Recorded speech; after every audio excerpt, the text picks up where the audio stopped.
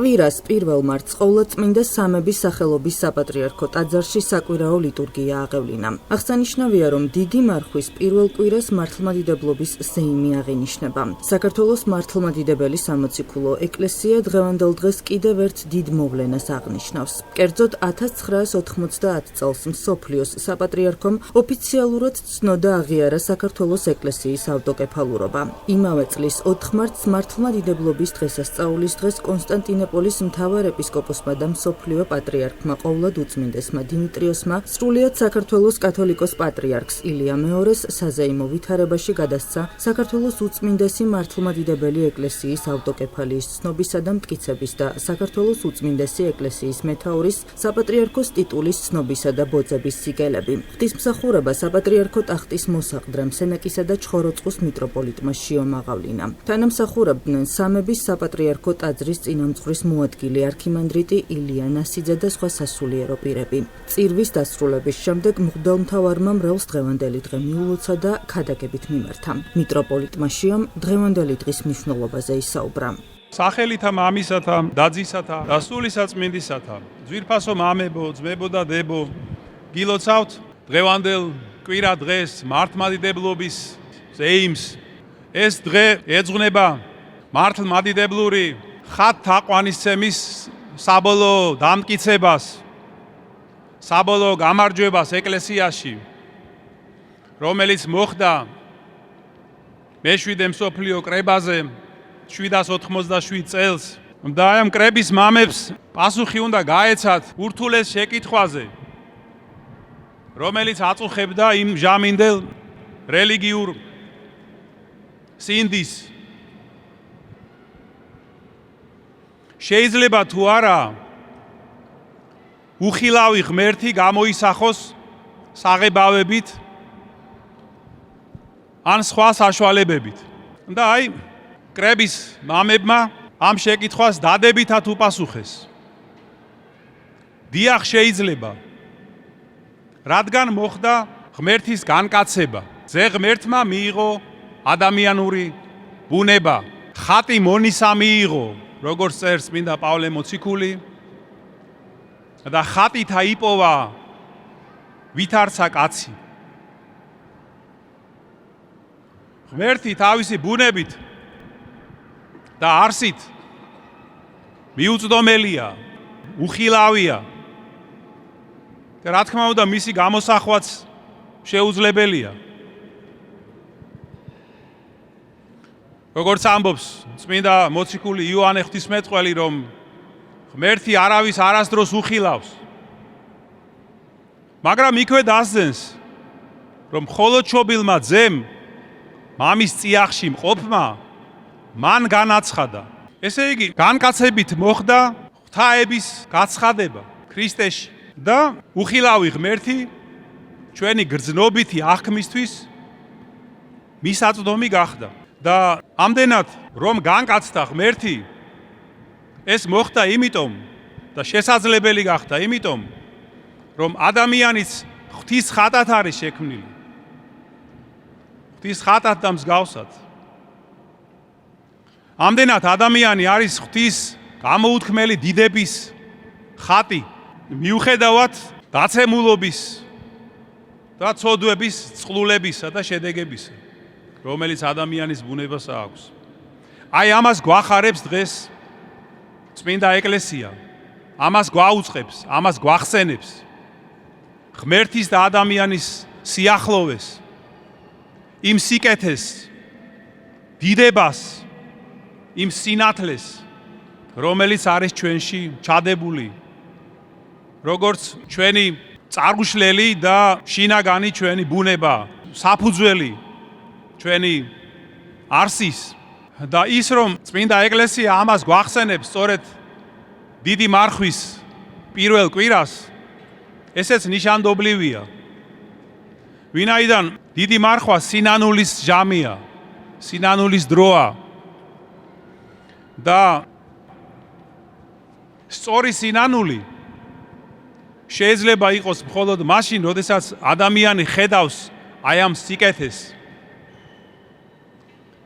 სწამს ამ სიკეთის ხედავს, გრძნობს და უყვარს.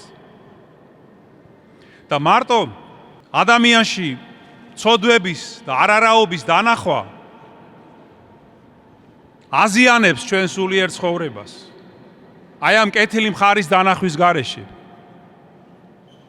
აზიანებს თუნდაც იმიტომ, რომ მიხავს ადამიანი მოწყინებამდე, სევდამდე, სასოწარკვეთილებამდე და პარალიზებას ახდენს ღვთისგან ბოძებული საოცარი ნიჭისა, რაც არის ჩვენი შემოქმედებითი ძალები. და აი ამიტომ დიდ მარხვაში, როდესაც ჩვენ უფრო მძაფრად განვიცდით ჩვენს დაცემულობას, აი ამ მოწყინებაში ჩავარდნის საშიშროებაც უფრო მეტია. და ამიტომ წმინდა ეკლესია გვიცავს ჩვენ აი ამ შეხსენებებით და მინიშნებებით. მოწმობს რა ღვთის გამოსახვის შესაძლებლობას, ის გვახსენებს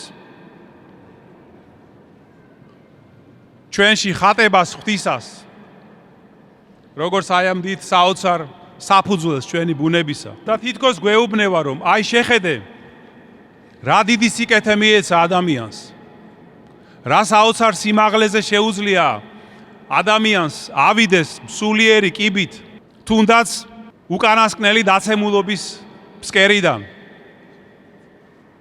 და აი ეს შეხსენებები, სიმბოლური მინიშნებები, რომლებიც იწყება დღევანდელი კვირიდან და გაგრძელდება შემდეგ კვირებში, ეს იქნება შემდეგ გრიგოლ პალამას სწავლება, ჯვრის თაყვანისცემა, იოანე კიბის აღწერლის კვირა, მარიამ ეგვიპტელისა. ჩვენ სულიერად გვაძლიერებენ, გვიმტკიცებენ ჩვენ მართლმადიდებლურ რწმენას ღვთისა და ადამიანისა და მოგვიწოდებენ ქმედითი სიყვარულისკენ. ამიტომ ჩვენც უნდა ვუპასუხოთ, ძვირფასო ძმებო და დებო, ამ მოწოდებებს, ამ მინიშნებებს სულიერი ღვაწლით და ქმედითი სიყვარულით, კეთილ განწყობით ადამიანებისადმი, მათი ცხოვრებისადმი და მათი გულწრფელი კეთილი მისწრაფებებისადმი. კიდევ ერთხელ გილოცავთ ამ დიდებულ დღესასწაულს. მინდა შეგახსენოთ, რომ დღეს ჩვენ აღნიშნავთ კიდევ ერთ ღირსშესანიშნავ მოვლენას 1990 წელს ღვთის შეწევნით და სრულიად საქართველოს კათოლიკოს პატრიარქ ილია მეორის დაუღალავი ღვაწლით და შრომით კონსტანტინოპოლის საპატრიარქომ სნოდა აღიარა საქართველოს მართლმადიდებელი ეკლესიის უძველესი დროიდან არსებული ავტოკეფალია. და ის სწორედ ამ დღეს მართლმადიდებლობის ზეიმზე ყოვლად უწმინდესმა მსოფლიო პატრიარქმა დიმიტრიოსმა სრულიად საქართველოს კათოლიკოს პატრიარქ ილია მეორეს და მისი სახით ხელს ჩვენს ეკლესიას საზეიმოდ გადასცა ორი სიგელი საქართველოს მართლმადიდებელი ეკლესიის უძველესი დროიდან არსებული ავტოკეფალიის ცნობისა და მტკიცების სიგელი და კათოლიკოს პატრიარქის ტიტულის ცნობის სიგელი. აი ეს იყო დიდი გამარჯვება ჩვენი ეკლესიის, საბოლოო გამარჯვება იყო. აი ამ დიდ ბრძოლაში და ღვაწლში, რაც უკავშირდება ავტოკეფალიის მოპოვებას და მის აღიარებას. და ჩვენ დღეს დიდ მადლობას ვუხდით მის უწმინდესობას და უნეტარესობას კათოლიკოს პატრიარქ ილია მეორეს მისი დიდი ღვაწლისთვის, ვინაიდან სწორედ მან დააგვირგვინა თავისი ღვაწლით ეს შრომა და ბრძოლა, რომელიც დაიწყეს ჩვენმა დიდმა წინაპრებმა. უსურვოთ მას დღეგრძელობა, ჯანმრთელობა და სულის სიმხნევე.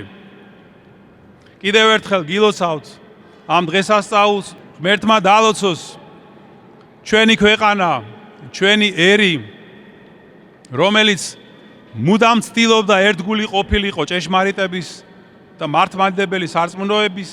და ჩვენ მადლობთ უფალს, რომ დღესაც ვართ ჩვენ ერთგულნი ქრისტეს ეკლესიისა, მართლმადიდებელი სარწმუნოებისა, თქვენ იცით რომ წელს ჩვენ აღნიშნავთ საქართველოში ქრისტიანობის სახელმწიფო რელიგიად გამოცხადების 1700 წლის თავს და შეგვეწიოს უფალი რომ მომავალშიც ჩვენი ერი ყოფილიყოს ერთგული უფლისა ჩვენისა იესო ქრისტესი და მისი ეკლესიისა როგორც უმთავრესი საუნჯისა რომელიც გვებოძა ჩვენ ღვთისგან და რაც არის საწინდარი ყოველთვის იყო და არის მთავარი საწინდარი ჩვენი ერის გადარჩენისა ამინ. მერთმა დაგლოცოთ და გაგაძლიეროთ. ჩვენთან არის ღმერთი.